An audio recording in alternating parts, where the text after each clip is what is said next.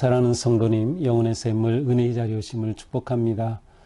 능력의 주님이 우리와 함께 하십니다. 우리와 함께 하시는 주님을 찬양합니다. 기도합시다. 사랑과 은혜의 주님 감사합니다. 오늘도 주님의 은혜로 새날을 주시고 또한 귀한 말씀의 자리로 초대하여 주시니 감사합니다.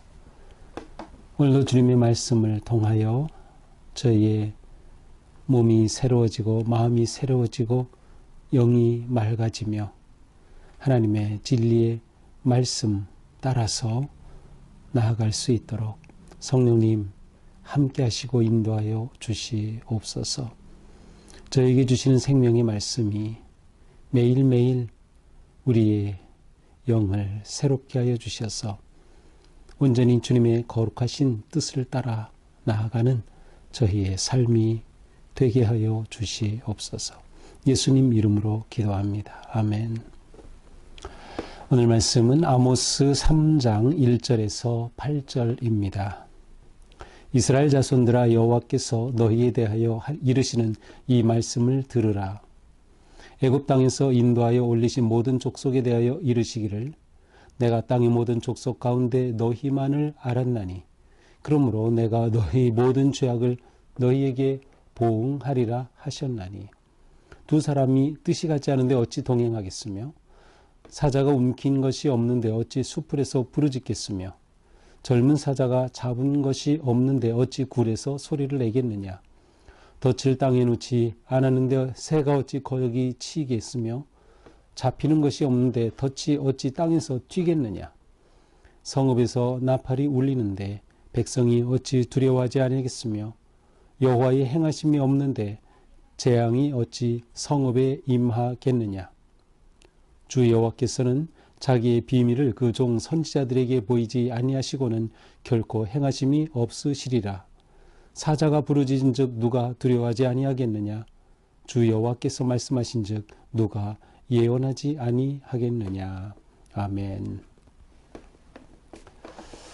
자, 오늘 말씀에서는 이제 이 아모스 예언자가 자신의 어떤 그 마음 아니면 자신의 입장 아니면 자신의 어떤 그 예언자로서의 자리에서 이스라엘을 향한 그러한 말씀을 이제 선포하고 있습니다. 자, 1절 볼까요? 이스라엘 자손들아, 여호와께서 너희에 대하여 이르신 이 말씀을 들으라. 자, 예언자는 누구인가요? 하나님이 주신 말씀을 그대로 선포하는 자입니다. 예언자는 하나님의 말씀을 백성들에게 전하는 자입니다. 따라서 아모스도 하나님이 말씀하시면 그 말씀을 그대로 전하는 거예요. 그러니 그들에게 이 말씀을 들으라. 누가? 하나님께서 너희에게 대하여 이르시는 말씀이라는 것이죠. 애굽 땅에서 인도하여 올리신 모든 족속에 대하여 이르시기를, 자, 하나님께서 말씀하시는 거예요. 이미 앞에서는 이스라엘뿐만 아니라 유다 그리고 다른 인근의 6개 나라들에 대한 그러한 하나님의 심판의 예언이 선포되었죠. 그래서 하나님께서 여러 족속들에 대해 이르신 말씀이었어요. 자, 2절입니다. 내가 땅의 모든 족속 가운데 너희만을 알았나니. 자, 이 세상에는 굉장히 많은 나라들이 있죠. 그런데 그 나라 가운데 하나님께서는 너희만 알았다. 이스라엘 백성들 너희만 알았다라는 거예요. 여기서 안다라고 하는 이 단어는 어떤 지적인 것, 정보, 지식, 그러한 것을 안다라는 개념보다는 이스라엘과 하나님과의 관계를 드러내는 그러한 단어입니다.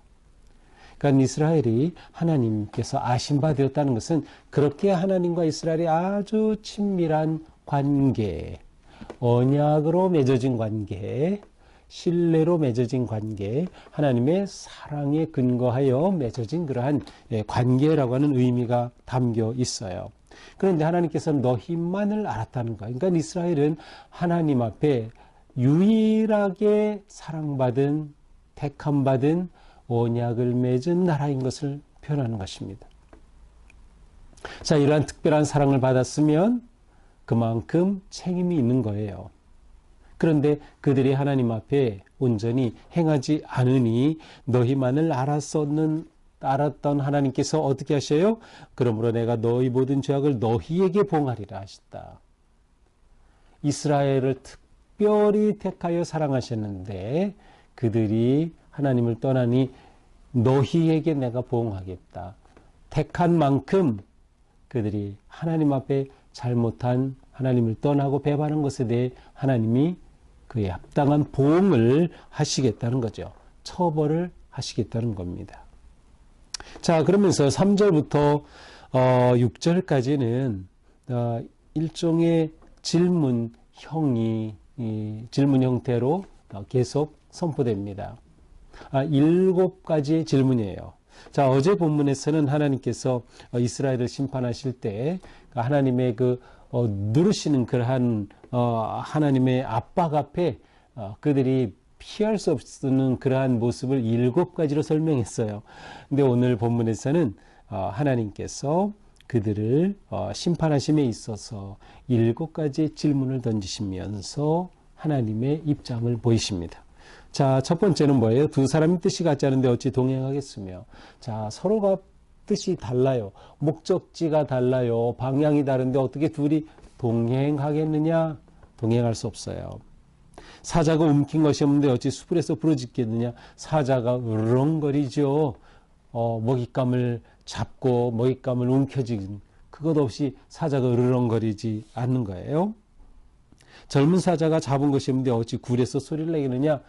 사자가 잡은 것을 굴로 가지고 와서 무렁무렁 하면서 그것을 물어뜯죠. 그런데 아무것도 잡은 것이 없는데 그런 소리를 내겠느냐? 덫을 땅에 놓지 않았는데 어찌 새가 거기 치겠느냐? 그렇죠. 새 덫을 놓으면 새가 거기서 모이를 먹다가 덫에 그만 걸리고 말아요. 근데 이렇게 덫을 놓지 않았는데 새가 거기에 잡힐 리 없지요. 잡힌 것이 없는데 덫이 어찌 땅에서 튀겠느냐? 그렇죠. 덫 여러 가지 모양이 있죠. 옛날에는 그 쥐덫을 굉장히 많이 놨어요. 그래서 이렇게 쥐가 가다가 그 덫이 탁 접히면은 잡히게 되는 거죠. 바로 그거예요. 덫을 땅에 놓지 않았는데 어떻게 새가 가다가 그 덫에 치이겠느냐?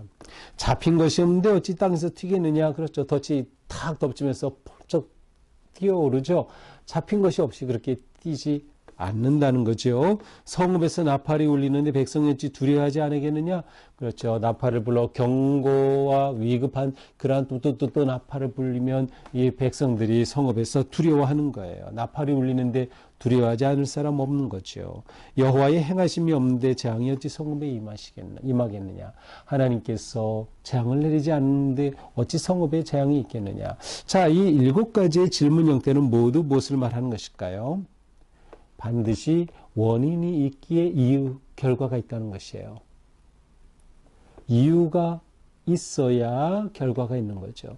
이렇게 하는데 어찌 이러겠느냐? 이것이 없는데 어찌 그렇겠느냐? 자, 이것은 무엇을 말해요? 이스라엘이 범죄함이 없는데 어찌 하나님께서 그들을 심판하시겠느냐? 이런 것이죠. 하나님이 그들을 택하셨기 때문에 그들의 잘못에 대해 하나님이 심판하시는 거예요. 하나님의 진노와 심판에는 이유가 있는 거죠. 하나님이 괜히 그러시는 게 아닌 거예요. 더군다나 하나님은 심판이 초점이 아니셔요. 하나님은 어떻게든 이스라엘이 돌아오기를 원하시고 그들을 세우고 살리기를 원하시는 하나님. 그런데 그들이 가만히 있는데 하나님이 벌하시겠느냐? 아니죠. 원인 없는 결과 없다라는 거예요. 이것은 모든 이 세상의 중요한 원리이기도 하죠. 원인이 없이 그저 결과만 딸랑 나오는 것은 없어요. 반드시 원인이 있게 마련이죠. 그러니까 이것을 통해서 이스라엘에게 말씀하시는 것. 너희가 죄를 짓지 않았는데 어찌 하나님이 심판하시겠느냐. 너희가 잘못이 없는데 어찌 하나님이 너희를 벌하시겠느냐. 라는 그러한 큰 물음을 던지시는 거죠. 자, 이렇게 하나님의 말씀을 선포하는 아모스의 마음은 얼마나 힘들었을까요? 너희가 잘 될 거다, 좋아질 거다, 번영할 거다, 그런 거라면 얼마든지 기쁨을 하겠죠. 그런데 멸망을 선포하고 하나님의 진노와 책망을 선포한다는 것은 선지자로서는 정말 어려운 일입니다. 그러나 아모스는 할 수밖에 없는 거죠. 주 여호와께서는 자기의 비밀을 그 종 전 선지자들에게 보이지 아니하고서는 결코 행하심이 없으시랴. 자, 하나님께서는 선지자들에게 하나님의 뜻을 보이셔서 선지자들이 백성들에게 선포함을 통해 하나님의 뜻을 나타내시는, 이것이 하나님께서 하시는, 일하시는 굉장히 중요한 방식이죠. 그러므로 마모스는 바로 하나님께서는 이렇게 일하시기 때문에 선지자인 내가 일할 수밖에 없다라는 겁니다.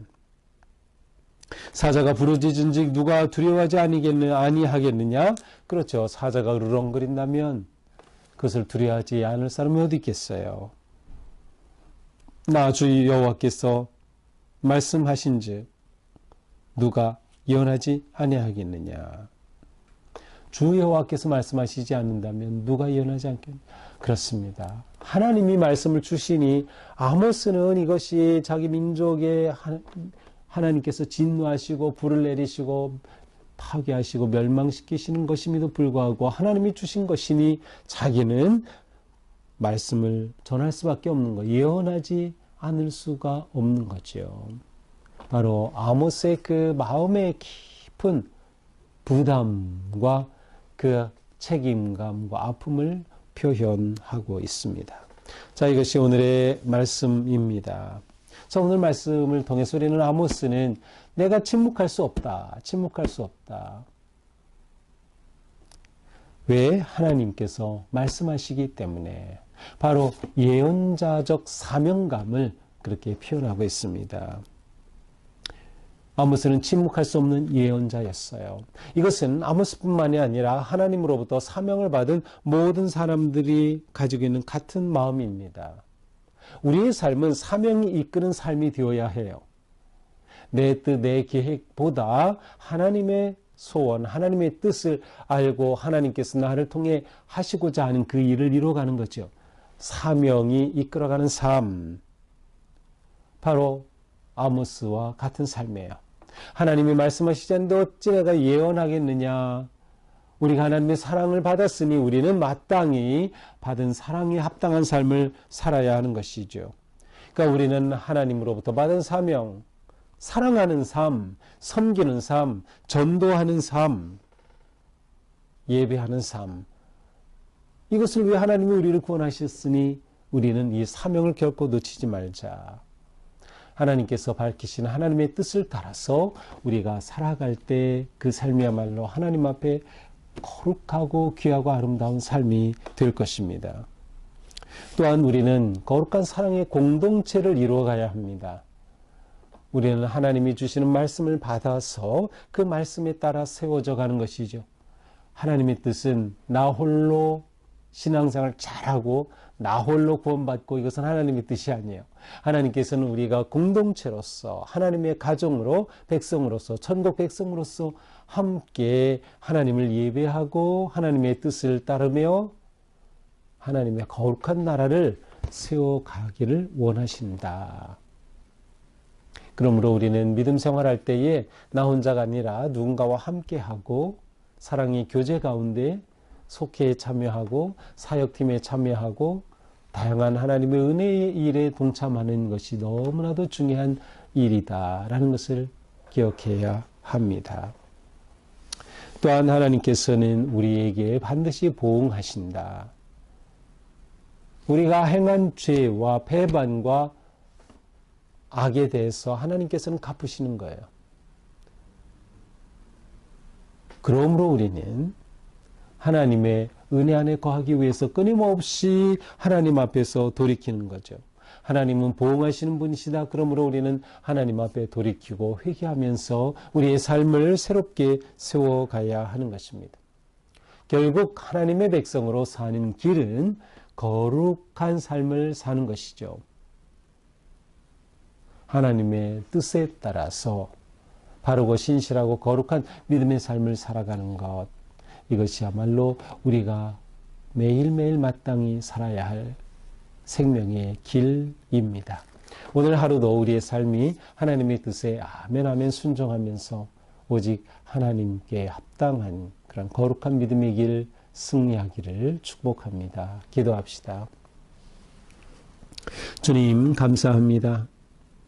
저희들은 오직 하나님의 선하신 인도하심과 사랑 안에 거함을 믿습니다. 우리의 삶이 하나님의 뜻을 이루어가며 우리의 삶의 자리에서 믿음의 교제를 나누고 하나님을 예배하고 거룩한 하나님의 뜻에 따라 아름답게 승리하는 복된 성도들이 되게 하여 주시옵소서. 예수님 이름으로 기도합니다. 아멘.